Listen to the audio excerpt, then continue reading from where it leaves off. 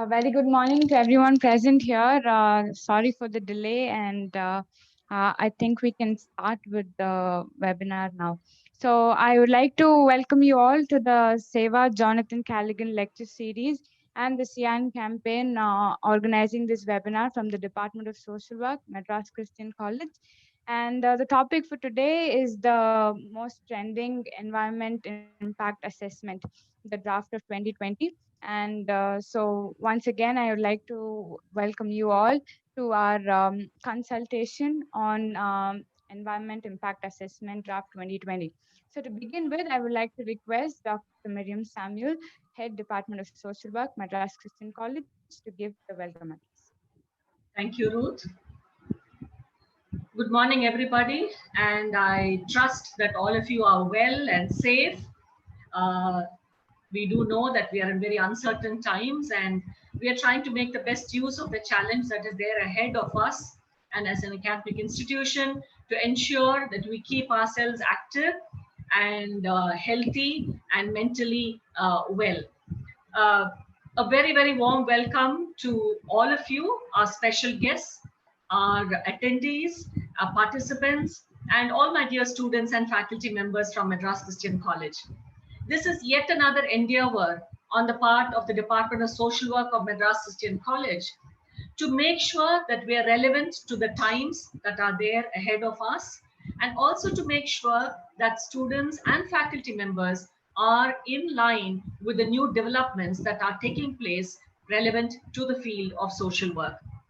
We've made many attempts over the last 3 months to ensure that we are active as a department and that we make sure that academically we are involved and active in spite of the fact that classes are suspended and most of us are closed and shut down inside the house. So very, very warm welcome to all of you from all over the country. And thank you so much for joining in both on Zoom and on YouTube. And we really look forward to a very active participation from all of you. Today's academic discourse is on the Environment Impact Assessment, very popularly known as the EIA Draft 2020. As you know, that a lot of consultations are going on and the government has asked for feedback and comments on the draft. And therefore, this is an endeavor on our part to have an academic consultation on the Environment Impact Assessment Draft 2020. As you know, we are an academic institution, a teaching learning community, and therefore this particular lecture series is definitely an academic endeavor to understand the draft so that we can all respond as well-informed citizens of our country.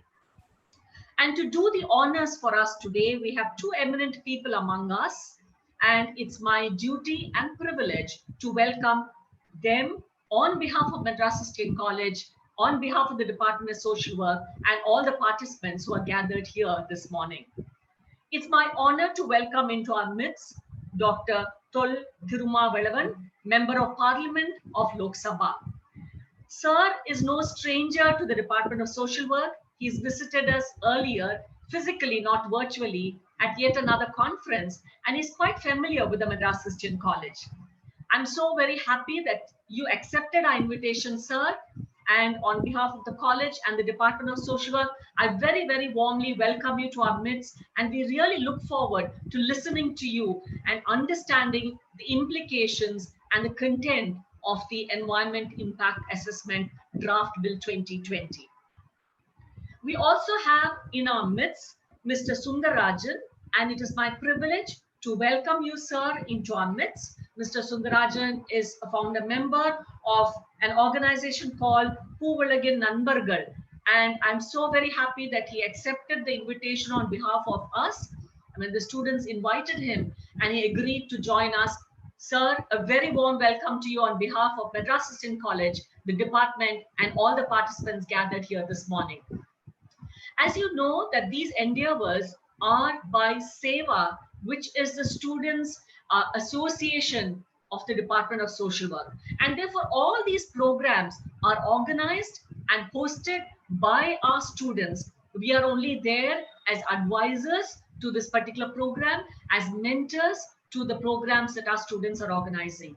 Even when contacting our renowned chief guests, our students invited them. Sir, to both of you, thank you so much for responding to the invitation of the students. This talks highly of your commitment to working with young people and your commitment to working in the area of development, very especially environment in our country. To all the participants from all over India, welcome to all of you. We do hope that you have a very, very fruitful time of understanding the content and the implications of the Environment Impact Assessment Draft Bill 2020. We endeavor that this 2 hours that we're going to spend is going to be a consultation and an academic discourse to help us to understand and to throw more light on this particular draft. And therefore, with these few words, I very warmly welcome into our midst our guests of honor, Dr. Thol Thirumaavalavan and Mr. Sundarrajan into our midst. A very warm welcome to all of you, and I look forward to listening to our speakers. Thank you very much, and God bless. Thank you so much, ma'am. Now we'll have a short video that will be played.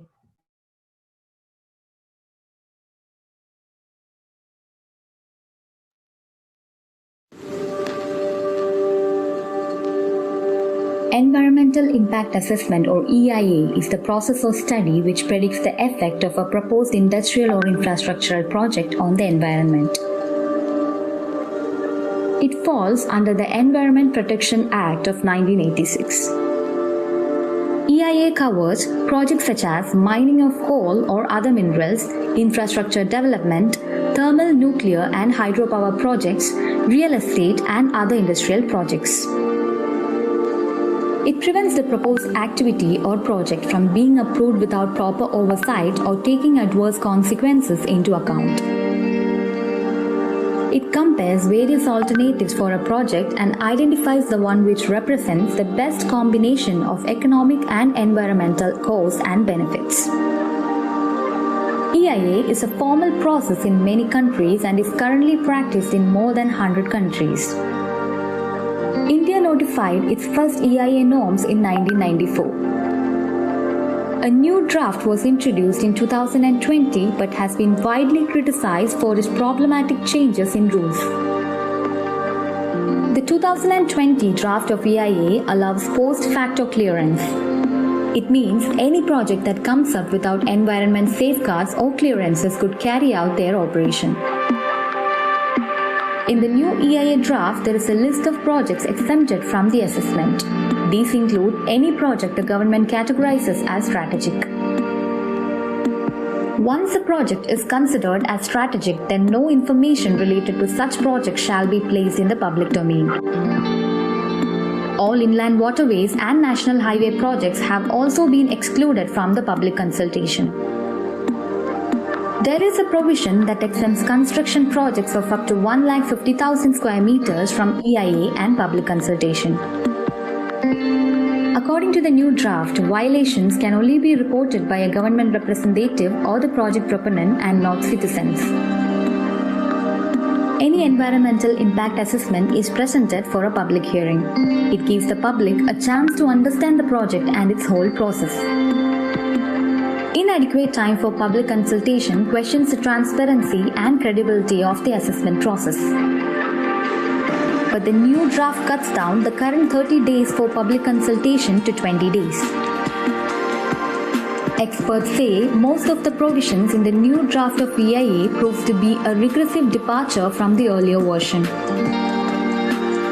Recent incidents such as the gas leak at the LG polymer plant in Visakhapatnam and the blowout and fire at the Oil India Limited in Assam are some of the examples that points out the importance of EIA in our country.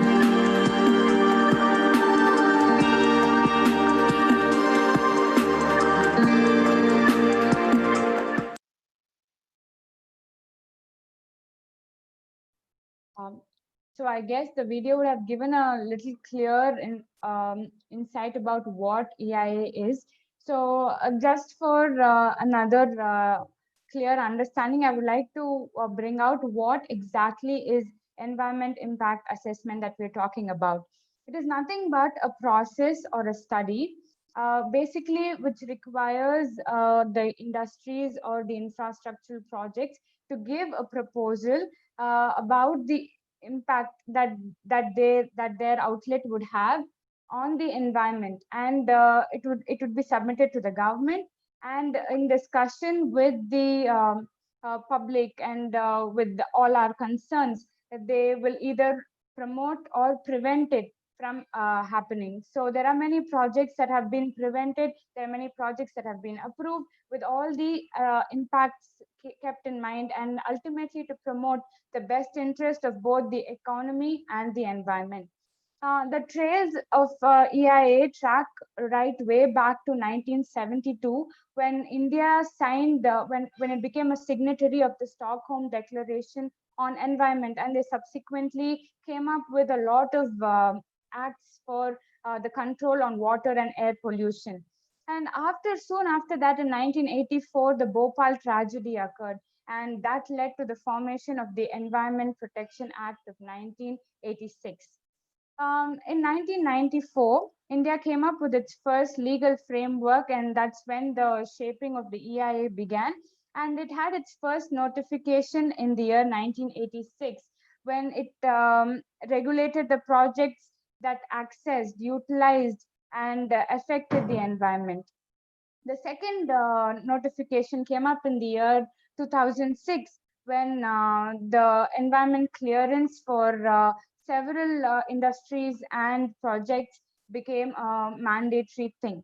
Now, after 2006, now in the current year, we have in the current year, the latest notification has come, and there are a lot of changes in contrast to the notification in 2006. So I think that is the main reason why we have this webinar and we have this consultation. And as Miriam ma'am had welcomed, I think we have the most apt people to talk to us about this current topic. And our first speaker for today is Mr. Sundarrajan. Sir, we thank you so much for joining us today.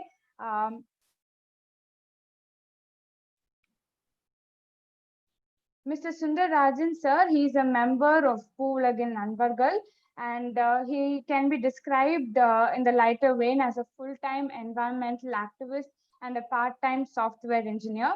He is an avid and passionate environmentalist, and sir believes that it is important to translate his passion into actions in an effort to do his bit for Earth. And as a part of Poovulagin Nanbargal, Sundarrajan sir has been in the forefront of many struggles in Tamil Nadu on issues that have jeopardized the environmental makeup. Thank you so much, sir, for joining us. We're looking forward to hearing from you. Thank you so much for that nice introduction, for your kind words. Dear friends, I'm very happy to be amongst Madras Christian College Department of Social Work. I'm not a newcomer to your department. I have been to your department at least a couple of times before. Once I remember to inaugurate the international seminar on climate change. I remember that beautiful auditorium that you have, very serene surroundings. I'm happy to be part of this, which is being organized under Seva Jonathan College and Lecture Series, along with the CYAN Campaign of MCC. Professor, HOD, Head of Department, friends, and my dear young students, good morning to all. Am I audible? Am I? Okay. Very clear. Yeah, okay. Friends, why this EA 2020 has become a debating point now? That is the one thing that I would want to start with. In our country, most unfortunate thing is we don't have a precautionary principle.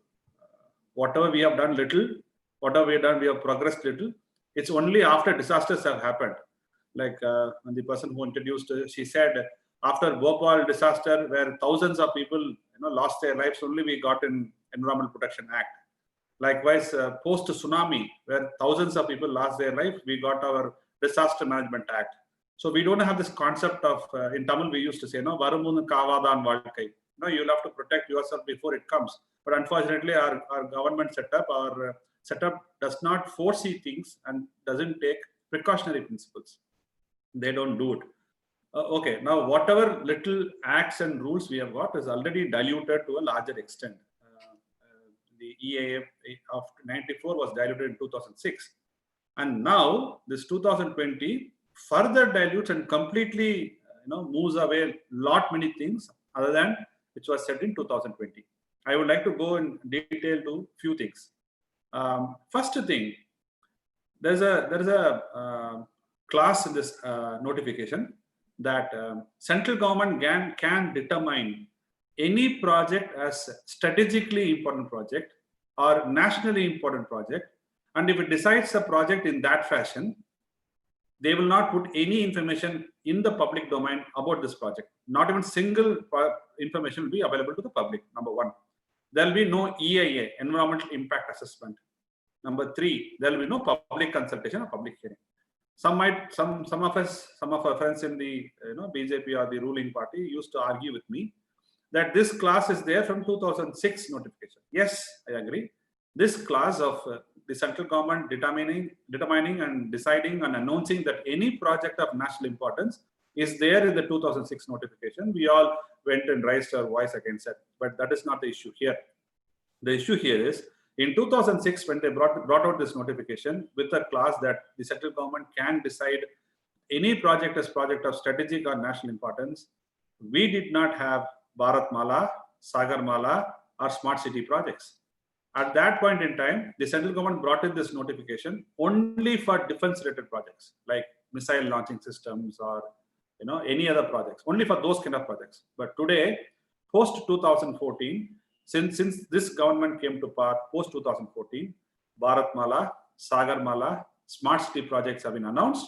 And if anyone goes and downloads the detailed project reports of Bharatmala or Sagarmala, all these projects have been termed as nationally strategically important projects of national importance. So all these projects were not there in the 2006 time. So that is the reason why the NHAI, National Highways Authority of India, went to Supreme Court a couple of weeks back and said that the Chennai-Salem 8-lane project is of strategically important project, which is for national good, and they don't have to get any environmental clearance for doing this project.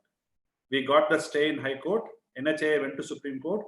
Even before EAA 2020 is enacted, since there is a clause which says that central government can decide which is strategically important projects, and Bharatmala is a strategically important project as per the central government documents.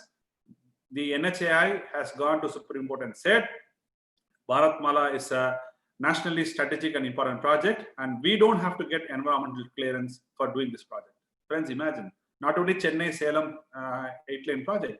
Tomorrow, the government can say the hydrocarbon, methane, shale methane projects in the Delta districts as important projects concerning the nation's energy security, energy assurance, energy security. In Tamil, we call it as Archal Uttaravadam, Archal Padagapu, or energy security. The hydrocarbon projects can be declared like that. And whether the state government enacts a law stating that the Delta districts are of agricultural special zone, it doesn't hold good, because central government has got all the powers to declare any project as strategically or nationally important project. That's a very, very dangerous clause in this section. And not only Chennai-Salem project, not only hydrocarbon projects, Kudangulam nuclear waste management plant can be declared as a nation's treasure or nation's important project. Neutrino project, which is supposed to come up with the Western Ghats near Theni district, can be declared as a national security project. Any project for that matter can be declared as a national and strategic important project, which does not require public hearing, public consultation, or a basic requirement of even EIA, which is environmental impact assessment. This is a very, very, very dangerous and precarious section in this entire notification. And there are two things that I've said. One, the central government has can declare any project as strategically national important project, and Bharatmala, Sagarmala are all nationally important projects. And third thing is, there's a new section introduced. Your video also spoke about that. There's a new section introduced in this notification, which is called as violations. There is no section of violations in 2006 draft or 94 draft. So what does this section violation say about? This section violation talks about If the project proponent could be anybody, a large corporation or a large company or government body, anybody. They are the people who do the project. It could be NHAI, it could be Vedanta, it could be Adani, it could be Ambani, or anybody. It could be anybody. When they carry out a project, either during construction phase or through operation or during the operation phase, if there are any violations, which makes it illegal, so who can go to the court or who can file a complaint? First of all, you and I cannot file a complaint. So who can file the complaint? The project proponent themselves can file a complaint that the government is having strict regulations, we are not able to follow, whatever it is. That is one. Second is the government bodies. Who are they? The Pollution Control Board, the Groundwater Board, or anybody who is a government body, government authority, they can only file a complaint. The third provision is for the appraisal committee members appointed by the government who go to appraise any project into the project proponent's land or project proponent's project area. They can only file the complaints. Or when the application is being processed, when the technical experts go there, those experts are also government appointed experts. When they get inside the project site, if they find any violations there, they can only report, which means civil society organizations, NGOs, public, political parties, social movements, environment movements can never approach any court of law complaining against any violation in the said project. This is a very, very dangerous thing, and we still believe India is a democratic country, and under democracy, anybody has got the rights to opinion, his or her voice against anything that is happening in this country. This one clause of this 2020 notification scuttles any fundamental democratic principles of this country, which we have been withholding for the past more than 70 years since independence. It's a very, very dangerous situation. It's not the first time that this government is trying to do that. The government brought in a dam safety bill about 8 months back. The same government, they got a dam safety bill. The dam safety bill was supposed to, constitute two bodies. One is the National Dam Safety Authority and the State Dam Safety Authority. If any illegality or if any violations happen within these bodies, the public cannot go to the court. Was the law that was the clause that was introduced in the dam safety bill. Luckily, the Parliament has withheld that bill. It's not being passed, cleared because of the opposition from states. It's being withheld, and this EA 2020 has also got a classification under terms of violation, which will not allow you and me. Like for Sterlite, we have gone to the court. People have gone to the court. For the Kodambulam, people have gone to the court. For the Neutrino project, people have gone to the court. For 8-lane, we have gone to the court. For hydrocarbon projects, we have gone to the court. We have been following it up for violations. We immediately file complaints about violations. Hereafter, you and I cannot do such complaints, cannot do such legal cases, which means the government is trying to completely strike down the option of public interest litigation. PILs will be no more done. Because if you are not allowed to file a complaint, how will you do a PIL? You are not supposed to file a PIL because you don't have that rights to file a complaint under this law, under this notification. So friends, these three that I said, any project of national importance, Bharatmala, Sagarmala being projects of national and strategic importance, and the violation complaint filed by the violators, the violators being sued under the Indian Penal Code or Indian law, it's not possible by common public. These three are fundamental principles which go against the basic fundamental founding principles of this country, which is democracy. It is against democracy. It is against parliament democracy. Parliament is us. We are the parliament because we elect the members of the parliament. The laws are made in behalf of us, in behalf of people.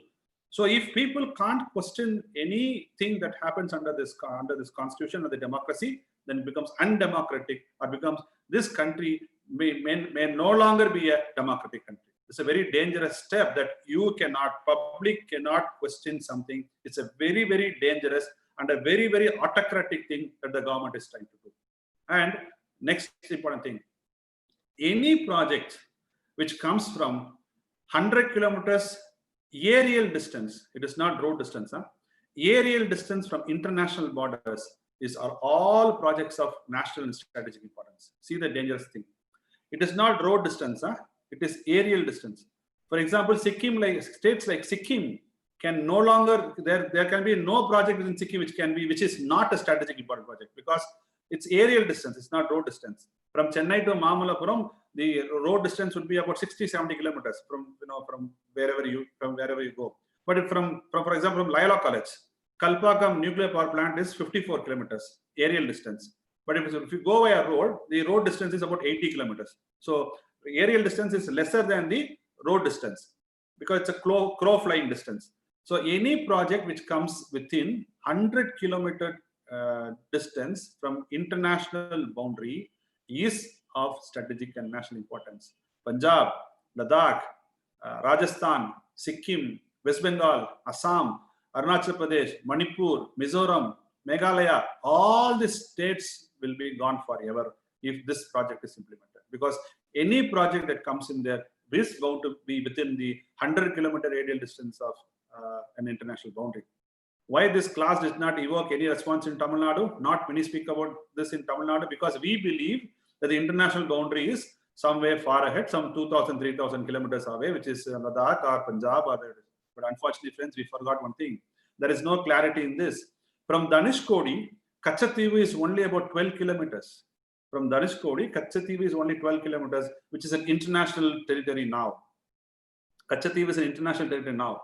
So will that hold good for Tamil Nadu? There is no clarity on that. But once it is enacted, if they want to bring any project in Ramanathapuram, Rameshwaram, all those regions, you may not be able to question because it falls under within 100 kilometers of aerial distance from any international boundary. We don't know. There's no clarity on that.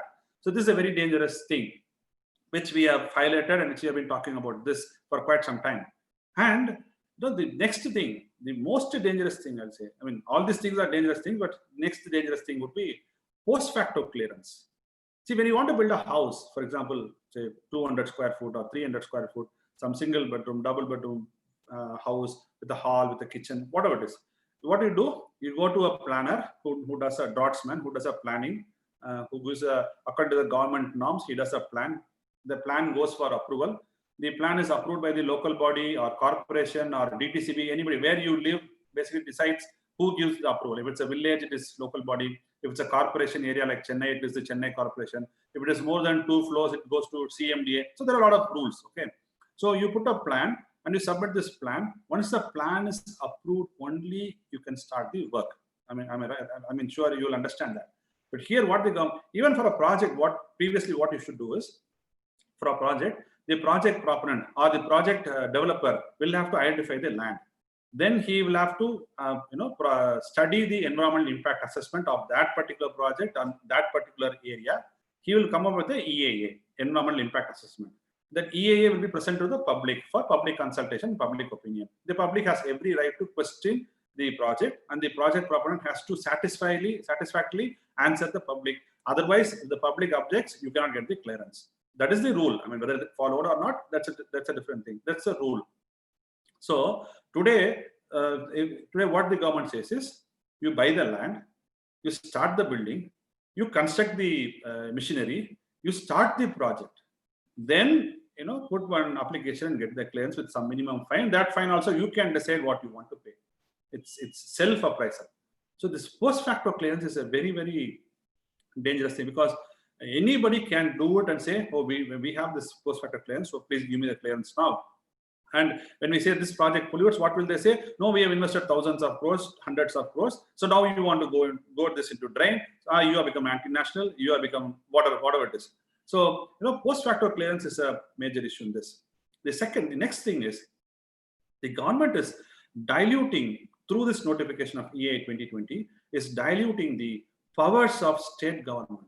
That's also a very dangerous thing. In 2006 notification, the classification of projects were category A and category B. Category A would be very large projects, category B would be small projects.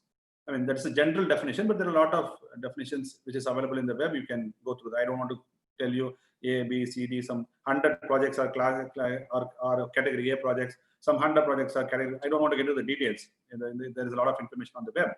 So now by this 2020 notification, what they've done is they've classified as A, B1 and B2. For the project A category projects, the central government alone will give the clearances. For B and B2 projects, where there is a clearance required. For some B2 projects, you don't even need a clearance. That's what the notification says. For projects that is needed for state government clearance, which body of state government gives this clearances? There's a body called SEIAA, SEIAA, State Environmental Impact Assessment Authority. That's the body that gives the clearance as far as the projects that are concerned with the state government. All these years, central government will give a notification or calling for members or qualification of these members, who will be members or chairman of SEIAA. So chairman will have certain qualifications, members will have certain qualifications and experience. The names have to be chosen by state governments and have to be forwarded to central government so that they can be appointed. Even we said that is the wrong thing. Why do you want the central government to appoint members for a state government body? But at least there, the state government had the right to choose the members, and the nomination or the appointment was done in accordance to central government norms. The norms were set by central government. But today, what the central government has done is, if the members are about to retire, if the state government doesn't forward the suitable candidates to be replaced for those posts 45 days prior to the superannuation of the members, which means 45 days before the retirement of those members, the central government takes the ownership, takes the onus of appointing the chairman and members. See what they've done? Certain projects will be given to state government. Okay. So who will approve from the state government? Which body? The SEIAA will approve the bodies, but approve the projects. But who will appoint the members of SEIAA? The central government will appoint the members of SEIAA. Is it not dichotomy, or is it not double standards? Can we say if the 7 life convicts of who are languishing in jails, Thirumaavalavan, Sandan, if the central government doesn't take a decision on 45 days time, the state government will go ahead and release them? Can the state government take a decision on that angle? It is not possible, right? It is a mutual consultative process. So, but we are saying there's a procedure even in law to release these young people. The state government is not doing, but the central government is saying that if you are not able to appoint or send members 45 days prior to the retirement of the said members, the powers will be taken by central government, and central government will appoint those members for the state body. I mean, this is sheer assault on the state autonomy of this country. See, in this country, the assemblies, the state assemblies are sovereign assemblies. They can enact law. Parliament can enact law. The same way assemblies can enact law. They are lawmaking bodies. Member of legislative assemblies are lawmakers. Our MLAs and MPs are lawmakers. Whether they do it or not, that's a different thing, but they are lawmakers. So they can enact law. And this government is saying, if you don't appoint, we will take the powers of the state government and we will appoint the members for SEIAA, which is assault on the state autonomy of this country, federal structure of this country. And next is the they are trying to reduce the importance of expert appraisal committees. See, when you have a project, you will have to you'll have to select the land, and you will have to apply through an application. The expert appraisal committee will go through the application and will suggest you terms of reference. I mean, research boundaries. Okay, if a thermal power plant comes near is being set up near a ocean, then the terms of reference would be different. If a same thermal plant is being set up on the banks of a river, the terms of reference would be different. If the same thermal power plant is being set up near a forest area, then the terms of reference would be different. So for each application, according to geography, the expert appraisal committee will give you a TOR, which is terms of reference. So you will have to, the project proponent has to take those TOR, terms of reference, go and do a EIA, public consultation, and then come for the clearance. Now what they have done is, you have to just apply online, and there are very standard TORs, standard terms of references. You will have to just take it, merely conduct a study just for one season. Previously, you have to do the baseline study for a complete year, because a land would be different in a rainy season, it would be different in a sunny season, would be different in a autumn, would be different in spring, it would be different in cold time. So you will have to study all these seasons to get the baseline data and analyze how this project will impact these things in the 1 year. And if it is more polluting, if it is more impact, then you will have to come up with an environmental management plan, where the plan will say these are the ways that we will reduce the pollution and the impact on the set geography. But today what they have done is, you will have to just apply online. There's a general TOR, and you have to collect data only for one season, which is just about 2 to 3 months in a year, not for the whole year, and you can get the clearance. This is completely diluting the importance of expert appraisal committee. Next thing, when you apply for a project, the project study area they are limiting to 10-kilometer radius and 5-kilometer radius. For example, if there's a disaster in Kalpakam or Kodunkulam, will it stop within 10 kilometers? Will it stop within 5 kilometers? It will go beyond states. It will go beyond states. So they are trying to restrict the study area as 5 kilometers and 10 kilometers for different category projects. This is a dangerous thing. And second thing is, when you go for expansion of projects, for example, now Sterlite, for example, Sterlite is now producing about 400,000 tons per annum, 4 lakh tons per annum. Now they want to go in for expansion to another 4 lakh tons per annum, which is total will be 8 lakh tons per annum. What the new draft says is, if your expansion is only 25% of your existing capacity, for example, if the government, if the centralized Sterlite wants to go to addition of 1 lakh tons now, they don't have to get environmental clearance, no EAA, no public consultation. If it is only 50%, if the central government, if the Sterlite, if Sterlite wants to expand its production capacity presently from 4 lakhs to 6 lakhs, which is 50% of its existing capacity, addition of 50% of its existing capacity, they don't have to do public consultation. They don't have to do.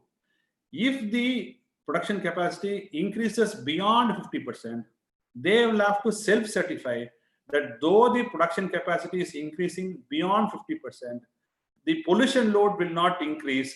Who will do it? The same project proponent themselves will do it. No government body or no independent body will do it. The project proponent themselves will say that this project, when it's expanded to more than 50% of its present capacity, the pollution load will not increase because we have done this. They will give the clearance. So friends, imagine, we lost 13 lives in Tuticorin protest, in Sterlite protest. So tomorrow Sterlite will do, what will they do? Initially, they will say we will go only for 2 lakhs, which is 50% of the existing capacity. No public consultation, nothing. They'll get the clearance. After 1 year, they will do another 2 lakhs, which is 50% of that production capacity. So they can keep on increasing the production capacity once in 2 years, 3 years, without getting anybody's permission, no public consultation, no EAA, nothing will be there. So it's a very, very dangerous thing. And it's self-certification. You will decide that you are not polluting. It's not somebody else. I am very good. It's saying that it's a very, very, it's a laughable thing. No serious person will say like that I am a good person. I do these things. No good person will say that. But this notification says they are self-certifying bodies. They can certify themselves and say they can go ahead with the expansion projects. And expansion of highways is not required EAA public consultation. When you expand from, the expansion is about 100 kilometers also, you don't have to do any EAA. And if the width of the road is increased till 70 meters, in Chennai, the Vadaparani Coimbatore road is only 100 feet road, and this goes to 70 meters, which is 210 feet road. Even if you are making 210 feet width road, you don't have to get clearance, which is very, very shocking and alarming. And when this was introduced in the, I've taken much time. I know there are other speakers also to talk. So I would like to conclude saying by a few things. When this was introduced by the Environment Minister, Mr. Prakash Javadekar, in March, people went to court saying that they need this translation to be done in regional languages. The regional languages translation has not yet come out. We are all waiting for that. But the last date is March 10th.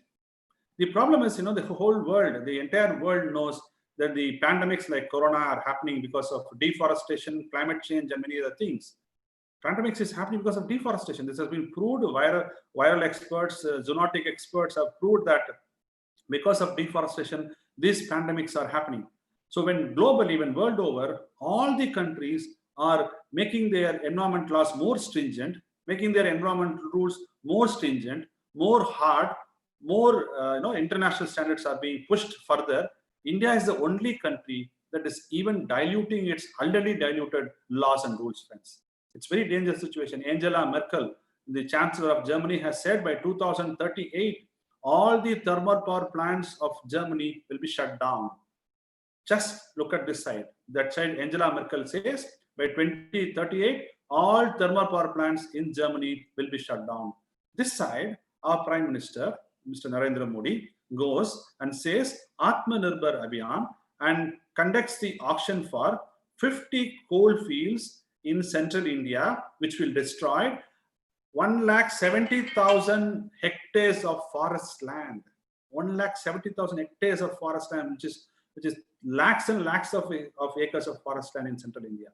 Imagine, one side the government is saying that we will not allow thermal power plants. On the other side, the Indian government is saying we will set up a coal mines in central India, destroying about 170,000 hectares of forest land. It's very atrocious. It's unacceptable. It's very atrocious. So when globally, when countries are making their laws stringent, our environment minister says, for ease of doing business, we are diluting these provisions of EIA.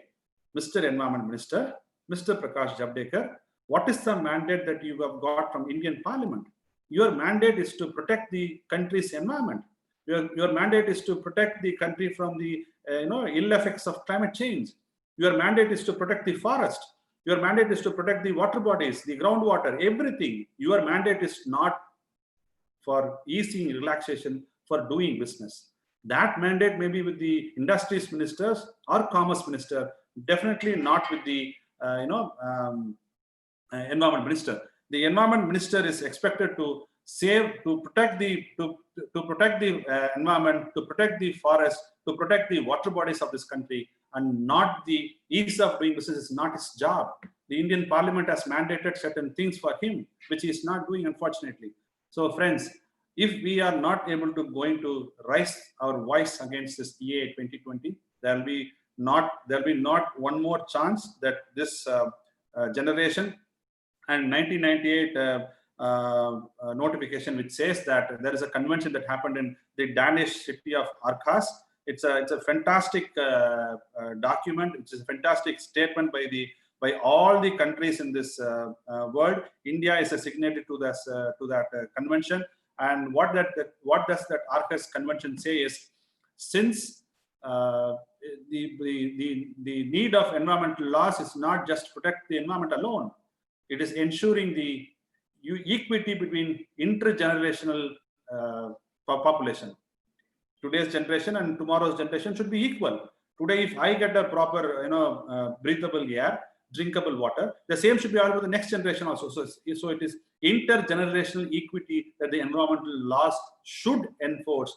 And it also goes to and says that since most of the laws are enacted by humans, they can never be anthropogenic. They are bound to be anthropogenic, and they will not consider the rights of other species in this world, because the laws are enacted by humans, which is anthropogenic. So the laws may not cover the biodiversity, flora, fauna. So environmental laws not only protect the environment, they also should ensure the equity of intergenerational populations. And also it should be, biodiversity should be the key, not the anthropogenicity should be the main focus of this law. That's what 1998, the Aarhus Convention says. India is a signatory to that. And friends, when globally all the countries are making environmental laws stringent, India is the only country that is making its diluted laws more dilute. I think it is high time that young people like you, young minds like you, should take responsibility and come forward. I am 45 plus. I may live for another 15-20 years. I've already got the boarding card. I'm standing in between the arrival launch and the departure launch. Another 15-20 years, I might take my flight and go off. But you are going to stay here for the next 50 years, 60 years. Your children are going to be in this earth. It is your earth. It is your land. It is your mother earth that you need to come out and protect and do what you can do to your maximum bit to save this land. This voice against EA20 is not just for the people of Tamil Nadu. It's for the entire people of our country, for the marginalized people, for the Adivasis, for the tribals, for the fisher folks, for the farmers, people whose voices never reach the corridors of power in Delhi, friends. That is why aptly you have also called eminent speaker, Mr. Thirumaavalavan, also, who would speak to you on from as a parliamentarian's perspective. Friends, if you are not going to voice, what can you do? Use your social media. Send emails to MOF Ministry. There are email IDs which are given there. You can send your opinion, voices. Thousands and lakhs of people have to send their opinions and voices against this EAA 2020. That is why we did a campaign a week back. Scrap EAA 2020 was our hashtag, and it went viral. It hit the national headlines. And today, this has attracted a whole many number of people, and there's a huge debate that's happening in our country. As young citizens of this Mother Earth, of this country, you have got every right and you have got every duty to protect this land, protect this earth, so that you can hand it over to your next generation. In that manner, I'm very happy to be amongst you, and also very happy to share my thoughts with you, friends. This earth is not an asset that we have inherited from our forefathers. It's a liability that we need to repay to our next generation with interest. And the primary duty of citizens of today is that. Thanks for this opportunity. Thank you all. All the best.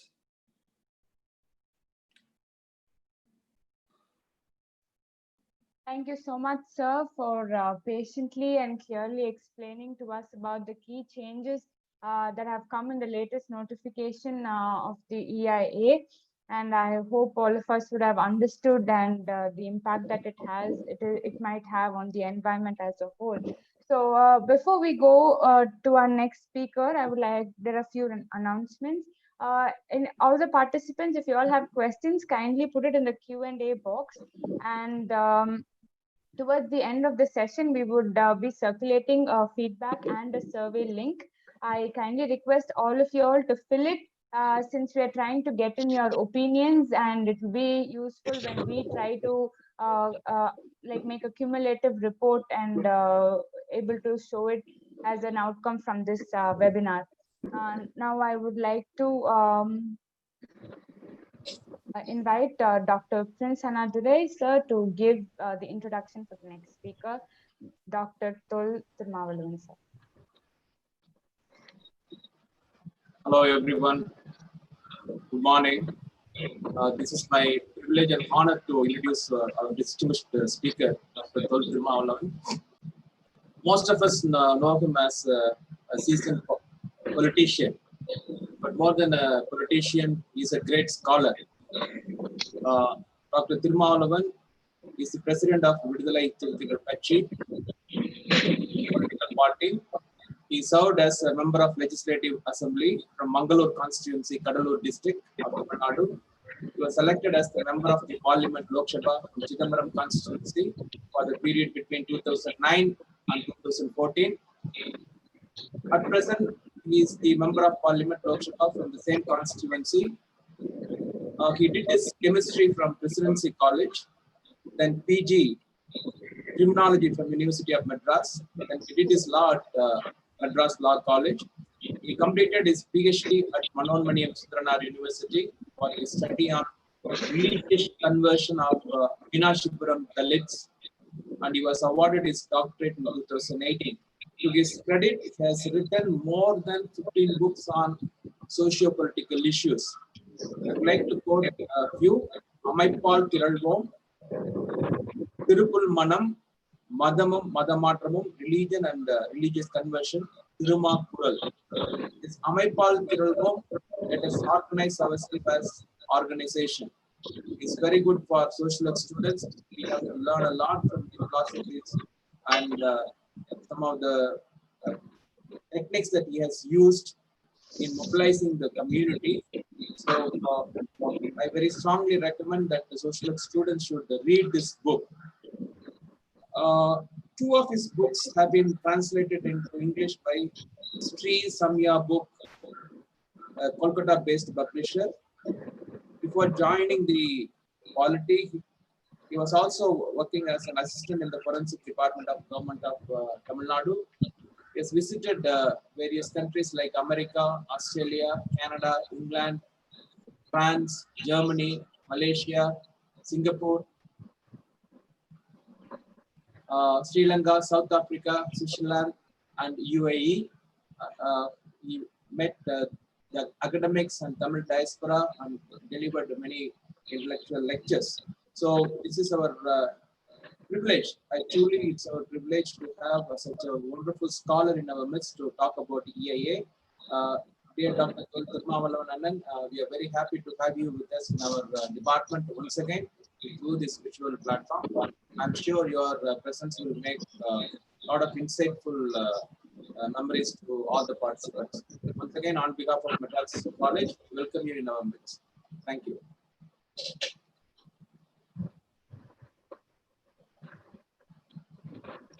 Respected the organizer of this event, respected our beloved brother Prince Annadurai, respected comrade Poovulagin Sundarrajan, and my dear students. I'm very happy to have this opportunity to deliver my views on this Environmental Impact Assessment 2020. Actually, I'm in a hurry to travel to Chennai for urgent matter, some health related issues. Suddenly, I have to get ready to visit Chennai. I got ready at 8 o'clock to visit there. But only because of this event, I postponed. After this, I have to travel to Chennai urgently. I wish to share my views very shortly, in short views. Poovulagin Nanbargal explained very well about this draft, how it will affect our environmental and other natures. Actually, we must know about the background of this project or hidden agenda of the rulers. We are not against to the union government or rulers of the country. Only because of politics we are not antagonizing. We have responsibility to protect our planet. That is very important. This planet Earth not only meant for human species. Every species in the planet have the right to live peacefully. We know very well about it. Our rulers are thinking that, our rulers are believing that industrial development only the national development. So they are ready to demolish all structures of the nature to develop industry, to make our nation as imperialist country or superpower country.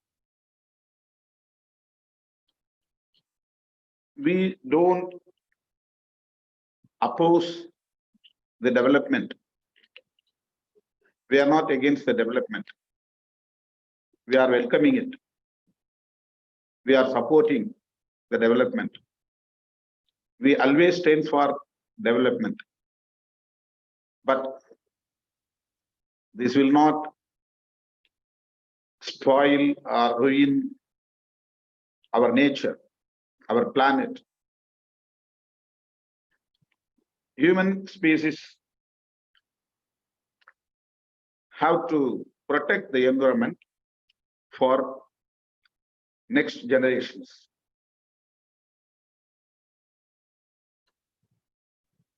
Our India is developing country, so we need some modernizations in all the sphere, industrial development, educational development, and all other structures. So it is very important. There is no doubt at all. But our union government is diluting our environmental protection laws. This draft is saying that no need public consultation to get clearance.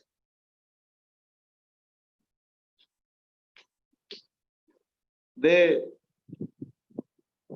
designed and planned to welcome all kinds of international concerns, multinational concerns. They are ready to give our lands to these corporate companies. For what? To develop our nation. But these kind of companies, multinational companies, will definitely spoil our environment. Air pollution, water pollution, and this kind of pollutions will affect our human species and our all kinds of resources. So this draft is totally anti-people, anti-environmental protection. So we must oppose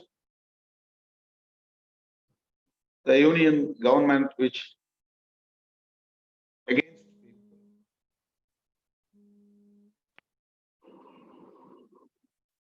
So our planet, the earth, must be protected by this generation for the next generation. So Mr. Poovulagin Sundarrajan explained what kinds of laws going to be implemented. 2006 draft is already in practicing. That draft is also not favor of our earth or human species, but they are diluting the earlier draft. So this draft 2020 is totally for corporates, not for the people. So you go through the draft completely, you can find what are the differences between the earlier draft and current draft. Public consultation, the duration given by the earlier draft is reduced. The duration 30 days to 20 days. The implementing period also changed or diluted. So everything is in favor of corporates and multinational companies. Why? Because they are doing like this. They are already have bound with multinational companies or superpower countries like America and the Western countries. They are following the globalization, privatization, and liberalization policy also. The economical policy, new economical policy. So they have to follow the new economic policy no barrier to invest foreign direct investments. The government, the union government will not ban or will not be stuck to invest from foreign countries in our country. So they are not bothering about the protection of the environment. They are not bothering about the next generation of the human species. So they are only concentrating to develop our nation through the industrial development. We are not against it, but without damaging or without demolishing or without spoiling our nature, our environment, our planet. So that is our main motto to oppose this draft. I don't want to go into deep in depth the draft because Poovulagin Nanbargal already explained very well what are the pros and cons. Everything is against the people, everything against the nature. We are supporting, we are standing with the government to develop our nation in the right manner, in proper manner, with all protections of environment. That is very important. So, on behalf of VCK, we are strongly opposing this draft. It must be withdrawn by the union government. Many opposition parties like DMK and left parties are strongly opposing this draft. So our students and the young generation must know the pros and cons about this draft. You are the responsible generation to protect our planet. We have to save our water, we have to save our air, we have to save our plants, we have to save our forests. Then only our generations, next generations will survive in our planet. So this is the motto of the protest. This is the main principle for opposing this draft. We are not politically opposing. We are not politically antagonizing this scheme or project. So we are all stand for the national development in all sphere. So the young generation, particularly students, must go through this kind of draft and must know about the background of the union government, why they are doing like this. We know very well about the impact of the draft, so they must know about the impact of the draft. But they are doing, why? They have some agenda, the hidden agenda. I'm not mentioning politically. They have some binding with multinational companies and superpower countries. Only because of this reason, they are doing, they have no bother about our protection, our safety and security. So I would like to conclude my speech that we stand for union government to develop our nation with protection of people, protection of planet, protection of environment. This is our principle. There is no any political motive. So young generation should understand why we are opposing this environmental impact assessment draft 2020. So this is the main reason for opposing this draft. So young generation will get clarification and come forward to fight against this kind of attitude of our rulers to save our planet and human species. Thank you for this opportunity.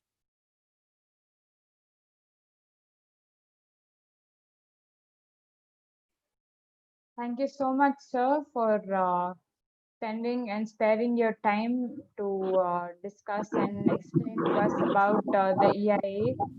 Thank you so much, and we're privileged to have you with us. Now we will move on to the question answer session, and anyone having further questions, kindly put them in the question answer box here. So the first question, sir, is to you, Sundarrajan sir. So, sir, as you mentioned, deforestation is the reason behind zoonotic diseases in India.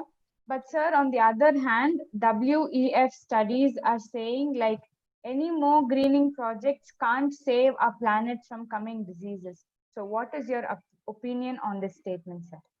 See, I think both these statements, are at different for different reasons. Like what we say, one side we say knowledge is power, on the other hand we say ignorance is bliss. But both these statements cannot be read together. See, one is deforestation is the main reason for zoonotic diseases because the habitats of wildlife are getting shrunk.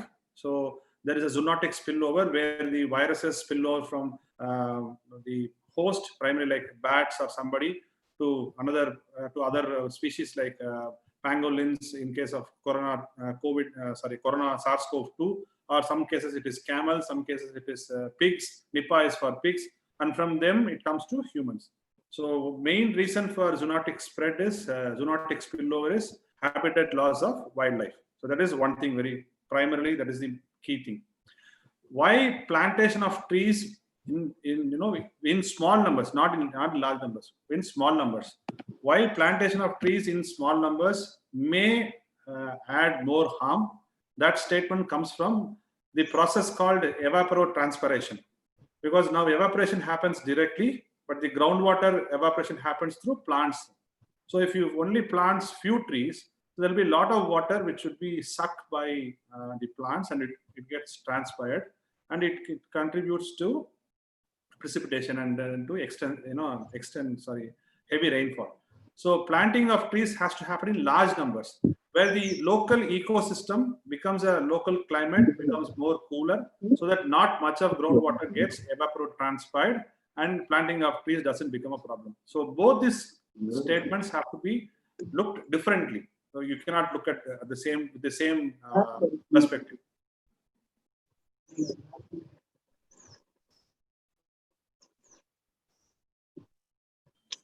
The next question is to Thirumaavalavan sir. Sir, how have those in power accepted the draft of EIA 2020 in its current form? Will protest and email campaigns help the cause in any way? So we would like you to reply in Tamil, sir. So we're eager to listen to that, sir.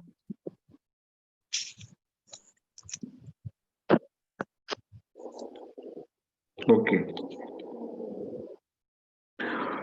இந்த corona நெருக்கடி உள்ள சூழலில் மத்திய அரசு இப்படி ஒரு நிலைப்பாட்டை எடுத்திருப்பது அதிர்ச்சி அளிக்கிறது. சொல்லப்போனால் இது 2 நாடாளுமன்ற அவைகளிலும் விவாதிக்கப்பட்டு பின்னர் சட்டமாக்கப்பட வேண்டும். அதற்கெல்லாம் இடம் கொடுக்காமல் இந்த நெருக்கடியான தருணத்தை பயன்படுத்தி அவசரமாக இதை அவசர சட்டமாகவே கொண்டு வந்து நடைமுறைப்படுத்த வேண்டும் என்று இவர்கள் துடிக்கிறார்கள். நாடாளுமன்றம் கூடுவதற்கு வாய்ப்பில்லை. வெளியில் வீதியில் வெகுமக்கள் திரண்டு போராடுவதற்கான சூழலும் இல்லை. எனவே நாம் ஆன்லைன் மூலமாக இமெயில் கேம்பெயின் மற்றும் இதர வடிவங்களில் நாம் இதற்கு கடும் எதிர்ப்பை தெரிவித்தாக வேண்டும். அதற்கு ஒரு விளைவு கட்டாயம் இருக்கும்.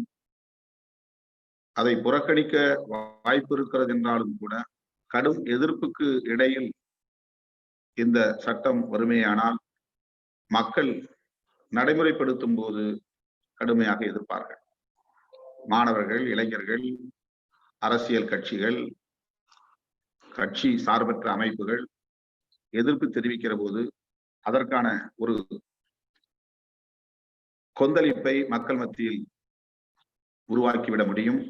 அப்படிப்பட்ட அந்த கொந்தளிப்பு நமக்கு மக்களிடத்திலே போராடுவதற்கான ஒரு சூழலை ஏற்படுத்தும்.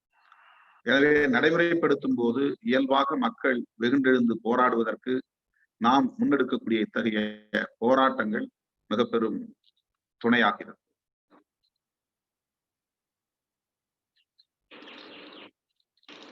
So definitely it will give some impact in public. So we should do the email campaign and all other type of protests. Thank you, sir. And one more question for you, sir.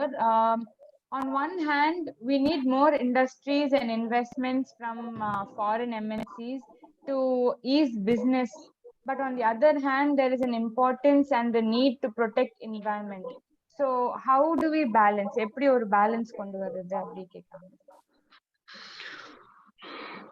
நீங்க super power countries பார்த்தாலே புரிஞ்ச முடியும். அவங்க எல்லாமே out சோர்சிங்கிற பேர்ல இந்த மாதிரி developing கண்ட்ரிஸ்ல தான் இன்வெஸ்ட் பண்றாங்க. அவங்க நாட்டினுடைய சுற்றுச்சூழல் பாதிப்படைய கூடாது என்பதற்காகவும், அவருடைய நிலத்தடி நீர் பாதிக்கப்படக்கூடாது என்பதற்காகவும், அவருடைய காற்று, சுவாசிக்கும் காற்று பாதிக்கப்படக்கூடாது, அவருடைய காடுகள் அழிக்கப்படக்கூடாது, அவற்றை எல்லாம் பாதுகாக்க வேண்டும் என்பதற்காகவே அவர்கள் எல்லாவற்றையும் அவுட் சோர்சிங் என்கிற பெயரில் இந்தியா போன்ற வளரும் நாடுகளில் முதலீடு செய்து மக்கள் உழைப்பையும் இங்கிருந்து எடுத்துக் கொள்கிறார்கள். உற்பத்திக்கான இயற்கை வளத்தையும் இந்தியா போன்ற வளரும் நாடுகளில் பயன்படுத்திக் கொள்கிறார்கள். ஒரு பொருளை உற்பத்தி செய்வதற்கு எவ்வளவு நிலம் தேவைப்படுகிறது, அந்த நிலத்துக்கு எவ்வளவு காடுகள் அழிக்கப்பட வேண்டும், எல்லாவற்றுக்கும் மேலாக எவ்வளவு நீர் தேவைப்படுகிறது, அந்த நீருக்கு எவ்வளவு ஆழமான கிணறுகளை தோண்ட வேண்டும், ஆழ்துளை கிணறுகளை தோண்ட வேண்டும். இவையெல்லாம் நம்முடைய இயற்கை வளத்தை, கனிம வளத்தை பாதிக்கக்கூடிய நடவடிக்கைகள், சுற்றுச்சூழலை பாதிக்கக்கூடிய நடவடிக்கைகள். ஆகவேதான் அவர்கள் தங்களுடைய நாடுகளில் இதை செய்யாமல் எல்லாவற்றுக்கும் வளரும் நாடுகளில் அவர்கள் அடித்தளத்தை அமைக்கிறார்கள், அதற்கான முயற்சிகளில் ஈடுபடுகிறார்கள். இதற்காகவே கொண்டு வரப்பட்டதுதான் குளோபலைசேஷன், லிபரலைசேஷன், பிரைவேட்டைசேஷன் என்கிற ஒரு நியூ எக்கனாமிக் பாலிசி. எந்த நாடுகளிலும் முதலீடு செய்வதற்கு இடையூறு ஏற்படக்கூடாது என்கிற அடிப்படையில் திட்டமிட்டு உருவாக்கப்பட்ட ஒன்றுதான். அதற்கு நம்முடைய நாடு வளர்ச்சி என்கிற பெயரால் ஈல்டாகிறது அல்லது இரையாகிறது, பலியாகிறது என்பதுதான் நம்முடைய கவலை. தொழில் வளர்ச்சியின் மூலம்தான் ஒரு நாடு வளர்ச்சி அடைய வேண்டும் என்று இல்லை. அந்த தொழில் வளர்ச்சியை கூட சுற்றுச்சூழல் பாதிப்பில்லாமல் நடத்த முடியும் என்பதற்கு வளர்ந்த நாடுகள் இன்றைக்கு கையாளக்கூடிய உத்திகளையே நாம் பார்த்தால் புரிந்து கொள்ள முடியும். அணு உலைகள் மூலம்தான் மின்சார பற்றாக்குறையை ஈடு செய்ய முடியும் என்று இல்லை. அதற்கு மாற்று வழிமுறைகள் இருக்கின்றன. வளர்ந்த நாடுகளில் எவ்வளவோ அணு உலைகள் மூடப்பட்டு வருகின்றன. அதனால் ஏற்படுகிற சுற்றுச்சூழல் பாதிப்புகளை கருத்தில் கொண்டு அவற்றை கைவிட்டு வருவதை நாம் பார்க்கிறோம். ஆனால் நாம் அப்படிப்பட்ட நாடுகளின் முயற்சிக்கு, அவர்களின் விருப்பத்திற்கு வளர்ச்சி என்கிற பெயரில் சிவப்பு கம்பளம் விரிக்கிறோம். இது நம்முடைய இயற்கை வளத்தையும் பாதிக்கிறது, சுற்றுச்சூழலையும் பாதிக்கிறது, மனித குலத்தின் எதிர்காலத்தையும் வாழ்வாதாரத்தையும் பாதிக்கிறது. எனவே இதை கருத்தில் கொண்டு முடிவெடுக்க வேண்டும் என்பதைத்தான் நாம் அரசுக்கு வலியுறுத்துகிறோமே தவிர வளர்ச்சியே வேண்டாம் என்கிற பொருளில் நாம் கூறவில்லை. இதை நேர்மறையாக புரிந்து கொள்ள வேண்டும். இதுதான் நம்முடைய நிலைப்பாடு. Thank you so much, sir. We have one more question, sir, for Sundarrajan, sir.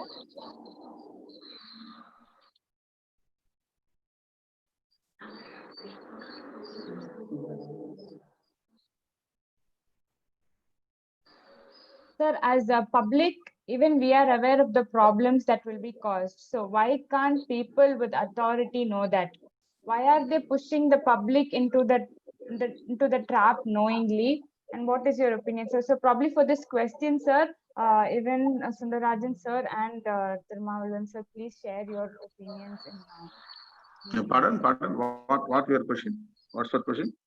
Ruth, Sir, say sir, yeah. as a public, even we are aware, when we read the draft, sir, we are aware of the consequences that are caused to the environment. So when people are in authority, how is it that they overlook it? And why are they pushing the public into this trap knowingly? So how do we take it, sir? பொதுமக்கள் எப்படி இதை புரிந்து கொள்வார்கள் அப்படிங்கறது உங்களுக்கு கேள்வியா? பொதுமக்கள் நாம இதுல வந்து விழிப்பா இருக்கிறோம். பொதுமக்கள் அவங்க என்ன கேக்குறாங்க, இந்த மாதிரி மக்களுக்கு இதை படிக்கும் போது தப்பு இருக்கு தெரியும் போது அதிகாரத்தில் இருப்பவர்களுக்கு ஏன் தெரியாம போகுது அப்படின்னு சொல்லி கேக்குறாங்க. Already I explained that they know very well about this draft and what kind of impact will be happen. But they are doing this. Why? Because they have some hidden agenda. They have already bonded with superpower countries like globalization, liberalization, privatization policies. அவங்க பொருளாதார கொள்கைக்கு உட்பட்டு கட்டுப்பட்டு கிடப்பதனால் super power countries என்கிற வல்லரசுகளோடு அவர்கள் இணைந்து செயல்பட வேண்டிய நெருக்கடிக்கு ஆளாகி இருப்பதால் அவர்கள் அதற்கு பணிந்து இந்த நடவடிக்கைகளை மேற்கொள்கிறார்கள். இதனால் ஏற்படுகிற பாதிப்புகளை நன்கு அறிந்திருக்க முடியும். எனக்கு தெரிகிறது, உங்களுக்கு தெரிகிறது என்பது மோடிக்கு தெரியாதா? இதனால் என்ன பாதிப்பு ஏற்படும் என்பது நம்மை போன்றவர்களாலேயே உணர முடியும் என்கிற போது அந்த துறை அமைச்சர் ஜாவடேகரால் புரிந்து கொள்ள முடியாதா? ஆனால் அவர்கள் already committed to the super power countries to permit MNCs to the developing countries like India. அவங்க இந்த மாதிரியான நாடுகளை தான் வந்து பயன்படுத்த முடியும். அதை அவங்க அனுமதிக்கிறாங்க. இதனால ஏற்படக்கூடிய சுற்றுச்சூழல் பாதிப்பை விட இப்போதைக்கு ஏற்படக்கூடிய ஒரு டெம்பரரி டெவலப்மெண்ட் என்பதை மட்டும் நாம் கண் முன்னால் காட்ட விரும்புகிறார்கள். ஆனால் அது எவ்வளவு பெரிய பக்க விளைவுகளை ஏற்படுத்தும் என்பதை பற்றி அவர்கள் கவலைப்படவில்லை. அது பிகாஸ் பொலிட்டிக்கல் அஜெண்டா. இது வந்து அவங்களுக்கான ஒரு அரசியல் நடவடிக்கை. அதனால அவங்க வந்து சுற்றுச்சூழலை பற்றிய விழிப்புணர்வு இல்லை. இதெல்லாம் அவங்க வந்து ஒரு மித்து என்று கருதுகிறார்கள். பூமி வெப்பமயமாகுங்கிறதே தப்பு, அப்படிலாம் ஆகாது அப்படின்னு சொல்லக்கூடியவர்களே இருக்கிறாங்க. அதுதான் வலதுசாரி சிந்தனை. ரைட் விங் தாட்ஸ் என்பதே அதுதான். இந்த மாதிரி சயின்டிபிக் இஷ்யூஸ் நம்ம வந்து அறிவியல் சார்ந்து வைக்கக்கூடிய கருத்துக்களுக்கு அவர்கள் முக்கியத்துவம் தருவதில்லை. பூமி வெப்பமயமாகாது, ஓசோன் படலம் பாதிக்கப்படாது, பூமி அழிந்துவிடும் என்று சொல்லுவது, சுற்றுச்சூழல் அழிந்துவிடும் என்று சொல்வதெல்லாம் ஒரு ஹம்பக் என்கிற கருத்தை தொடர்ந்து அகில உலக அளவில் பரப்பி வருகிற வலதுசாரி பிரச்சாரத்தையும் நாம் அறிவோம். இவர்கள் வலதுசாரிகள். So they are all right-wing politicians. They are not bothering about the future. They are only thinking about this temporary development. They are focusing only temporary development. They have some political agenda to retain their power continuously. அதுக்காகத்தான் அவங்க இதெல்லாம் செய்யறாங்க. அவங்களுக்கு தெரியாதது இல்லை. But we must do the propaganda in the public to make awareness among them. மக்கள் எப்போதும் விழிப்பாக இருக்க வேண்டும். மக்களிடையே எப்போதும் நாம் பேசிக்கொண்டே இருக்க வேண்டும். மக்கள் வெகுண்டெழுந்தால் எவ்வளவு பெரிய சக்தியையும் வீழ்த்த முடியும், இவர்களை பின்வாங்க வைக்க முடியும். அதற்கு மெரினா போராட்டம், ஜல்லிக்கட்டு சம்பந்தமான நாம் அறிவோம். அந்த ஜல்லிக்கட்டு நடவடிக்கை வந்து யாராலும் தடுக்க முடியாது என்கிற ஒரு நிலை இருந்தது.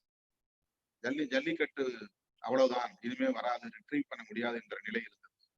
அரசியல் கட்சிகள் என்பதெல்லாம் தாண்டி கட்சி சார்பற்ற பொதுமக்கள் வெகுண்டெழுந்து போராடியதன் விளைவாக ஒரு அரசாங்கத்தையே நீதிமன்ற தீர்ப்பையும் தாண்டி முடிவெடுக்கக்கூடிய நிலைமைக்கு தள்ளியது. ஒரு compulsion, out of compulsion government did all those things in favour of public. அப்போ ஒரு கட்டாயம் வருகிற போது பொதுமக்களுக்கு சார்பாகத்தான் முடிவெடுக்க முடியும் அரசியல்வாதிகளால். எனவே ஒரு பரந்துபட்ட புரொட்டஸ்ட் எதிர்ப்பு வந்தால் நிச்சயமாக இந்த டிராஃப்ட் திரும்ப பெறப்படும். இப்ப பரந்துபட்ட போராட்டத்தை வெகு மக்கள் மத்தியிலே கொண்டு வருவதற்கு தொடர்ச்சியான பிரச்சாரம் என்பது தேவைப்படுகிறது.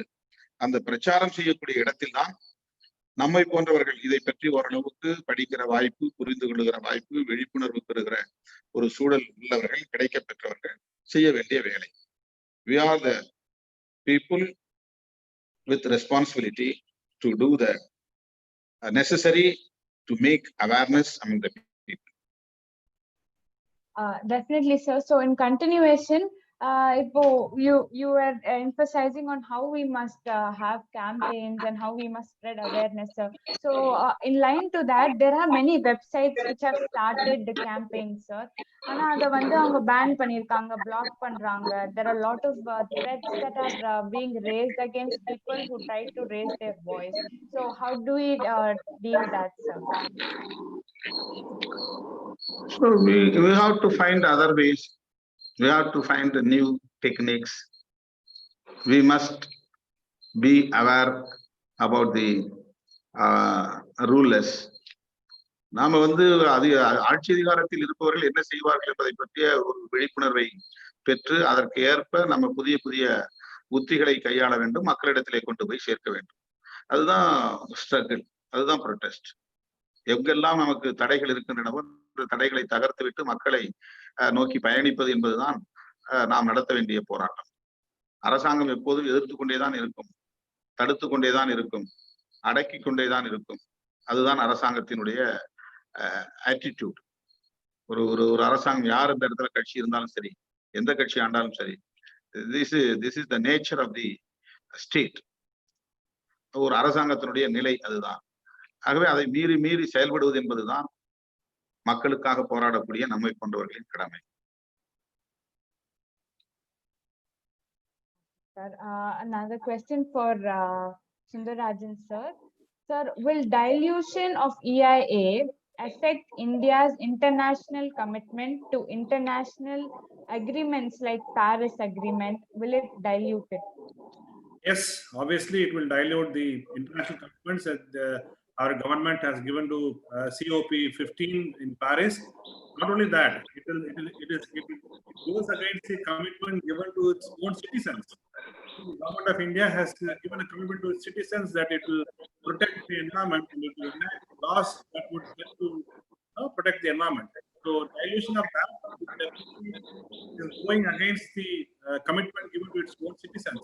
We're talking about international commitments, they're talking about international agreements, but to its own citizens that we are going against the commitments given to our own citizens. According to India's NDC, nationally determined contribution, India would be reducing carbon output to the extent of 30% from the level of 2005 to the level of 2020. How much ever carbon our country was emitting in 2005, we will reduce 30% from that by 2030. We are going to wait 10 more years. That is a commitment given to the COP15. But what we are doing now, we are opening 50 coal power plants, 500 bauxite plants, many other things. So it's purely going against the international commitments and also the commitments given to the citizens of this country.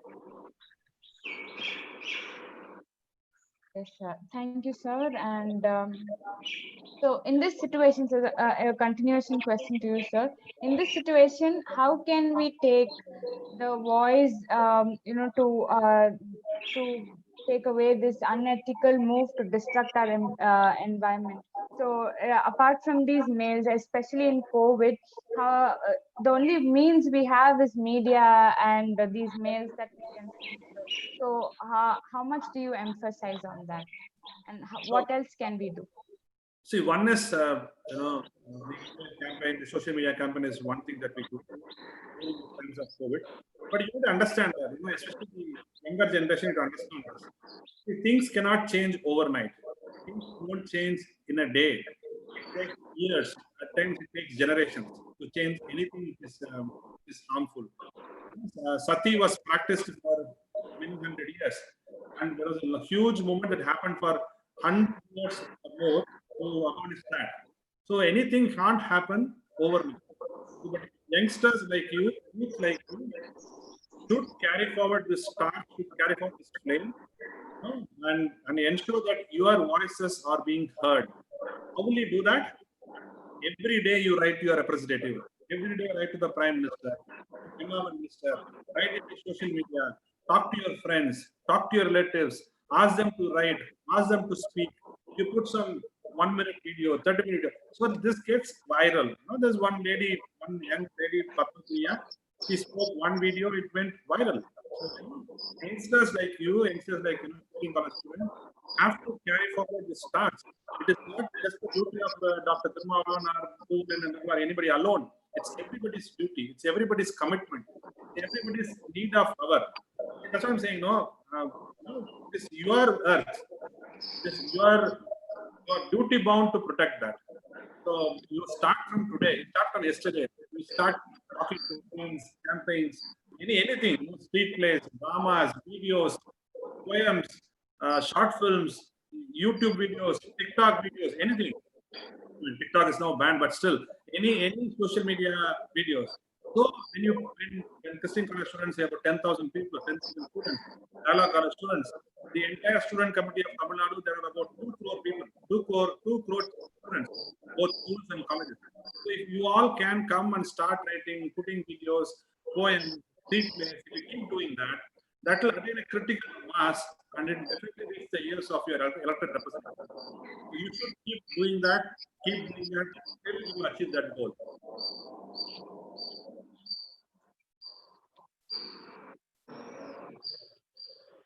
You are muted. You are muted. Thank you, sir. Sir, Thirumaavalavan sir, உங்களுடைய opinion sir about மாணவர்களுடைய பங்கு இதுல வந்து எந்த அளவுக்கு இருக்கணும் அப்படின்னு நீங்க நினைக்கிறீங்க? மாணவர்கள் இந்த கொரோனா நேரத்தில் பாதுகாப்பாக இருக்கும் சூழலில் சமூக வலைத்தளங்களை பயன்படுத்தி இதை வெகுமக்களுக்கு கொண்டு போய் சேர்க்கலாம். இதை பற்றிய விரிவான ஒரு புரிதல் பெற வேண்டும். இன்னும் விரிவாக இது குறித்து விவாதிக்க வேண்டும். இது பற்றிய ஒரு விழிப்புணர்வு முதலில் மாணவர் சமூகத்திடையே உருவாக வேண்டும். பொதுமக்களிடம் கொண்டு போய் சேர்க்க வேண்டும் என்பது ஒரு புறம் இருந்தாலும் கூட பரந்துபட்ட அளவில் மாணவர் சமூகம் இதை புரிந்து கொள்வது, இதில் தன்னுடைய பங்களிப்பை செலுத்துவது மிக முக்கியமானது என்று நான் கருதுகிறேன். மாணவர்கள் இதற்கு கடுமையான எதிர்ப்பை தெரிவித்தால் நிச்சயமாக ஆட்சியாளர்களை பணிய வைக்க முடியும். எனவே இது குறித்த விவாதங்களை இன்னும் விரிவுபடுத்த வேண்டும். மாணவர் மத்தியில் விழிப்புணர்வை பெருக்க வேண்டும் என்பது என்னுடைய வேண்டுகோள். அதற்கு சமூக வலைத்தளங்களை எந்த அளவுக்கு பயன்படுத்த முடியுமோ அந்த அளவுக்கு பயன்படுத்த வேண்டும் என்பதுதான் என்னுடைய வேண்டுகோள். Thank you, sir.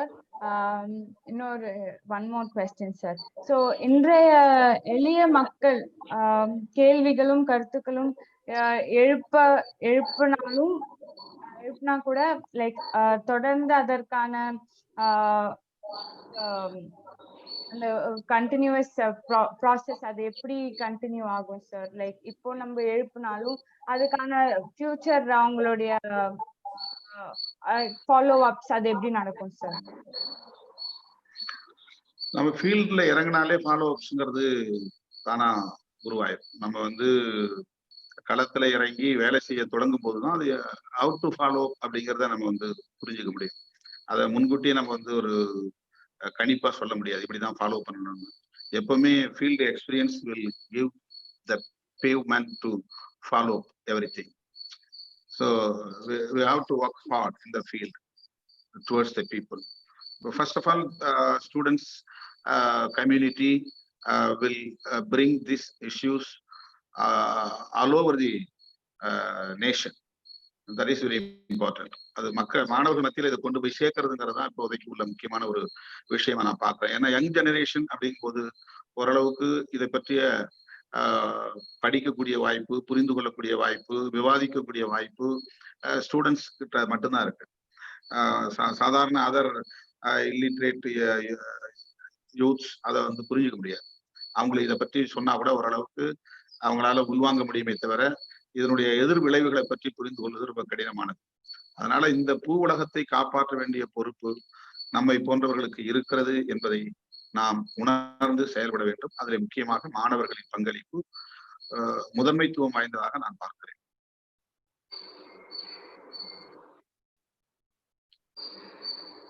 Thank you, sir. I think we have I think we have come to the end of the question answer session, sir. So thank you so much, sir, both Sundarrajan sir and Thirumaavalavan sir, for joining with us, patiently answering all our questions. Definitely, this is the need of the hour. If we don't understand and take steps now, I think definitely in the future it will have an impact on the environment as a whole. So with this, I would like to emphasize again that we will be sending a feedback link and a survey link on the chat box, both in Zoom and on YouTube. Kindly participants fill in the feedback form and the survey. The survey collects the opinions of you all, of the participants, based on the EIA and the discussion that we've had now. We will take these opinions cumulated and are planning to send a report to the Ministry of the Environment, Climate Change, Forest and Climate Change. So it will be really helpful if you could take some time and fill it, and you'll also get in your certificates at the end of this. Thank you all so much for joining, and I would like to once again thank the department for giving us an opportunity to conduct such a webinar like this. And thank you all, sir, for joining us and sharing your knowledge with us. Thank you all so much. Thank you. Thank you. Thank you, sir. Thank you both, sir. ரொம்ப ரொம்ப சந்தோஷம் உங்களை திருப்பி பார்த்தது. ரைட்மா. Take கேருங்க. Take care. God bless.